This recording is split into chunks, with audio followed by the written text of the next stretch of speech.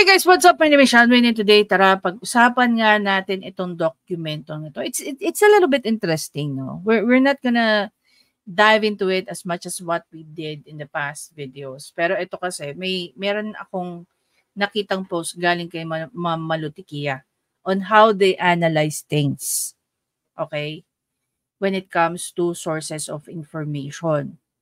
I also remember coming from a post nabasa ko isang post ni Fiscal Darwin Cañete that for him, ina-analyze niya yung legitimacy, yung veracity ng document na to na nakikita natin ngayon. Okay? So, meron dito, may i-compare tayo dito na information. Okay? Maliban dito sa report na to. Surprisingly, ang involved dito is si Maricel Soriano. Okay? Kung maalala nyo, back in the days, there was also a report no, na may nagsumbong na itong si Maricel Soriano, yung kanyang mga kasambahay, nag-file ng reklamo laban sa kanya dun sa mga pang-aabusong ginawa di umano ni Maricel Soriano. And take note, itong mga kasambahay niya is 2 weeks old lang sa kanya. At ito na yung dinadanas nila. Pakinggan natin. Ipinapatawag na ng mga opisyal ng barangay ang aktres na si Maricel Soriano para harapin ang reklamong pang-aabuso na isinampa ng kanyang dalawang kasambahay. Nagpapatrol, Zian Ambrosio. Iminwestra ng dalawang biktimang sina May Catsuela, 22 anyos, at Camille Acojedo, 18 taong gulang, kung paano umano sila tinadyakan, sinaktan, at binanta ang babarili ng kanilang among aktres na si Maricel Soriano noong June 29 sa isang condo unit sa Rockwell, Makati. Papatayin ko kayo. Yun, mura na siya na mura. Papatayin ko kayo, dito kayo mamamatay, sabi niya. Ayon sa kanila, nakikita ng anak ni Maricel na si Chen kung paano sila tratuhin ng aktres. Pentrimetida ka, mga ganun po siya magmura. Mga wampas lupang katulong lang kayo, sabi ko sa amin. Ang anak ng aktres sumano ang nagbigay ng permiso na makalaya na sila. Galing sa bale sina May at Camila at 2 linggo pa lang nagtatrabaho kay Maricel. Nagreklamo sa barangay poblasyon sa Makati sina Camila at May, kaya't pinaharap ng kapitan ng barangay ang aktres sa isang pagdinig sa Miyerkules. Okay, kinapture natin guys yung address niya rito. Okay. Tingnan natin ha. Yung address na nakalagay dito. Wait lang. Address namin.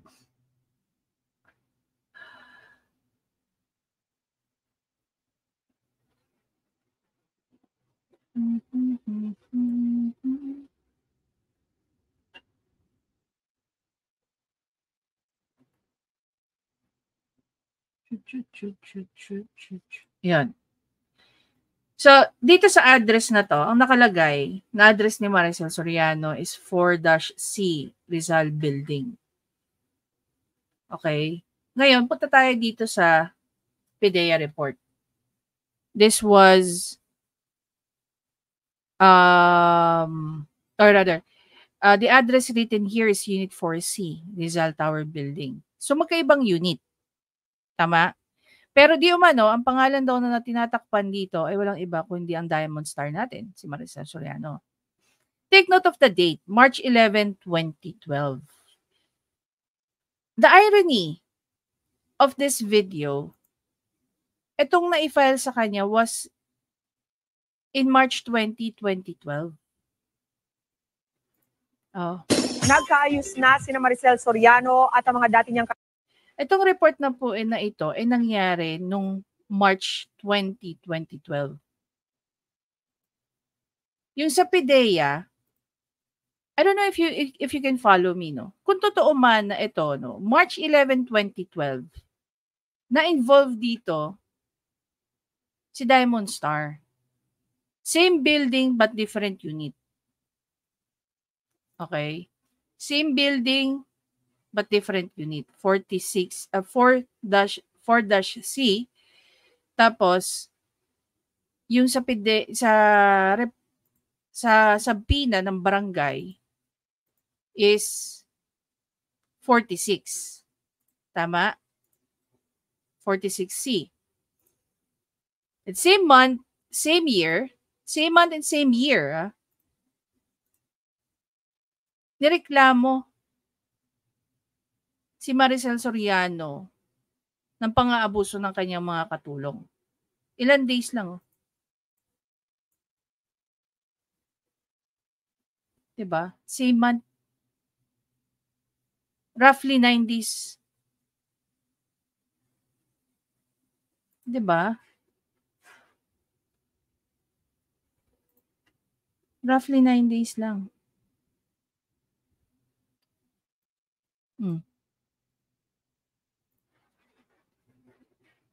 Kung pakikinggan natin ulit tong kwento nun, yung pang-aabuso dun sa dalawang katulong na 2 weeks old pa lang sa kanya, hindi, ako para sa akin, hindi po gawain ng matinong nag-iisip yung ginawa ni puro Raffy Tulfo, kaka-react lang kasi natin, sorry. Hindi gawain ng matinong pag-iisip or ng matinong tao na may tamang pag-iisip itong mga ginawa sa dalawang katulong ni Maricel back then. Okay? Is there any big possibility na kaya ganyan siya? Is because of the substance? 'Di ba? Hypothetical muna tayo rito, Coincidence lang ba na yung pre-operation report, okay, ang target address nila is the same building kung saan nakatira si Diamond Star?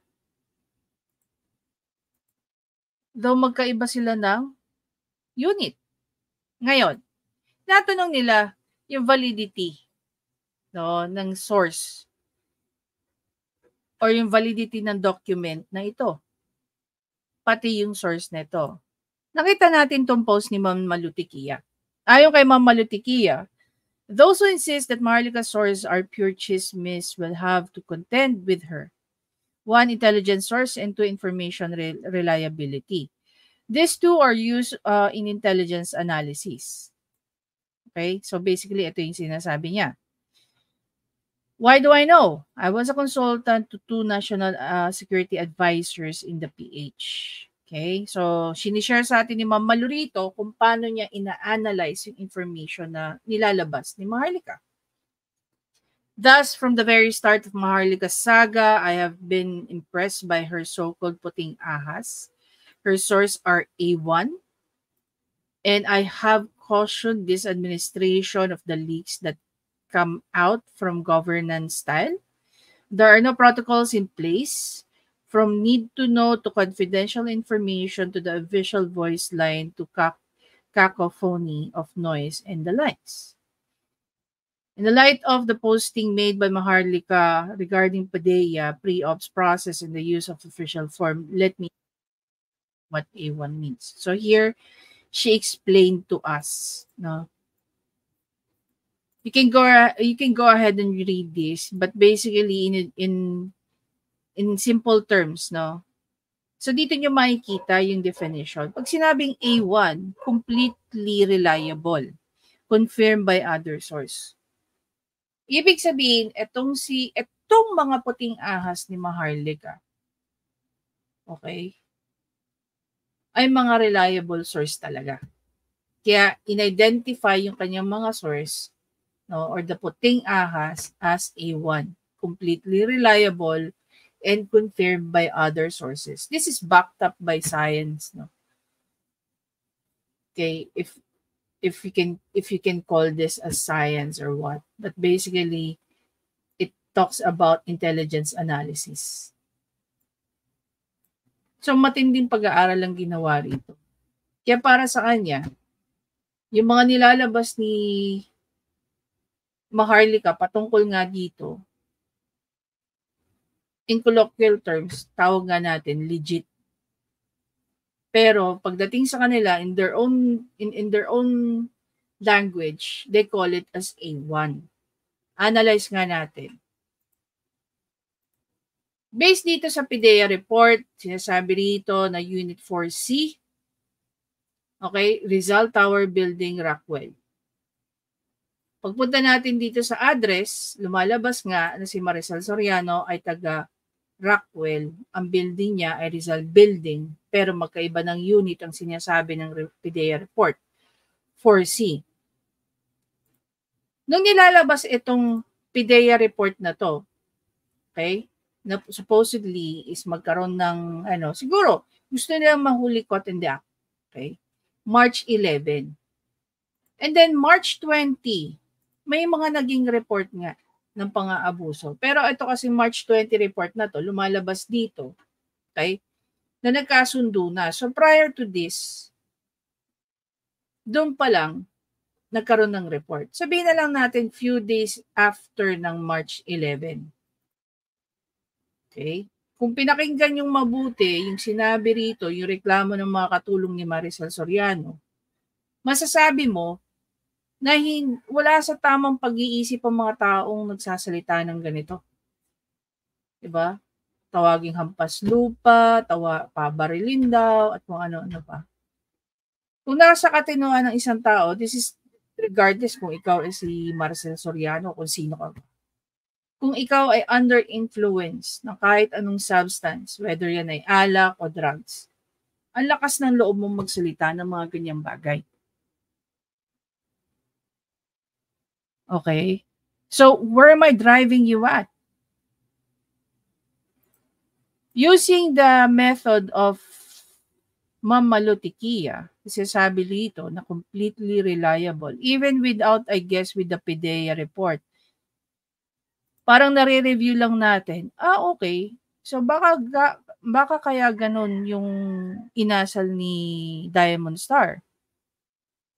Merong probability na at the time na nangyayari yon, pwedeng siya ay gumagamit nga ng pinagbabawal na gamot. But then again, walang mga ganong report. Diba?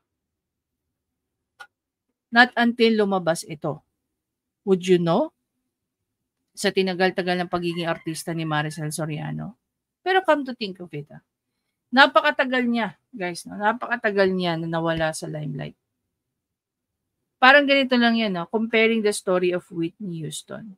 Doon sa mga nakanood na ng movie tukol sa life ni Whitney Houston. Kahit ako, never kong nalaman na si Whitney Houston ay isang drug user.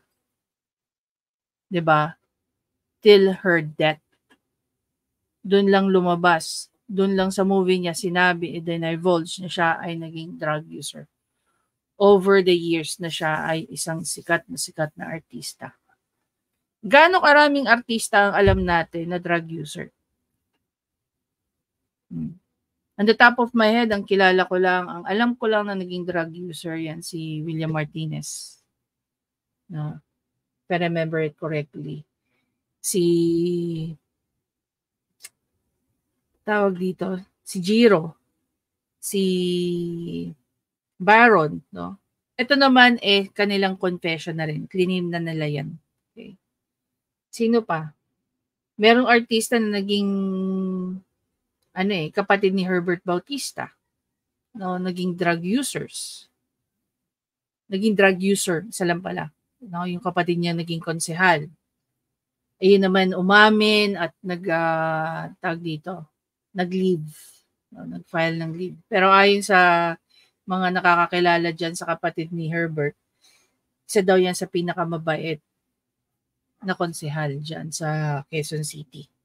So marami tayong hindi alam. Hindi natin alam kung Diyos ko, kasarian nga ni Sam Milby dahil naghiwalay lang din ni Catriona Gray. Diba? Inisip ng bakla siya. Same with Piolo Pascual.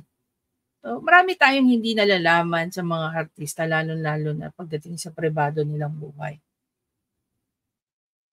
Sumasabog na lang yan sa mga mata natin, sa mga mukha natin, pag merong ilang artista na ba ang nasa news, whether user or pusher ng drugs, di ba? So ngayon, again, balikan natin yung analysis, intelligence. Guys, yung sasabi ni intelligence analysis nito, hindi yung about sa utak. It's about yung gathering of information at saka yung veracity ng information na nagagather. Okay? So again, para kay Ma'am Malutikia, based dun sa table na pinakita niya, itong document na nasa harap natin ngayon ay A1. Okay? Coming from a very reliable source. And, ano ulit yung term niya?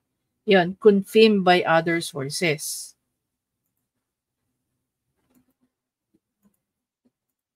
Diba? Yun lang naman yung gusto natin malaman. Kasi kahit ako, nung una, question ko, gaano ka-reliable itong document na to knowing that walang control number.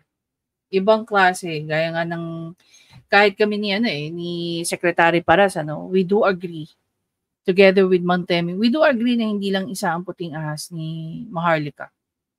No? Ang puting ahas niya nagkalat sa lahat yata ng sangay ng gobyerno. Meron siya sa DOJ, DILG, Malacanang, kung saan-saan pa. Diba?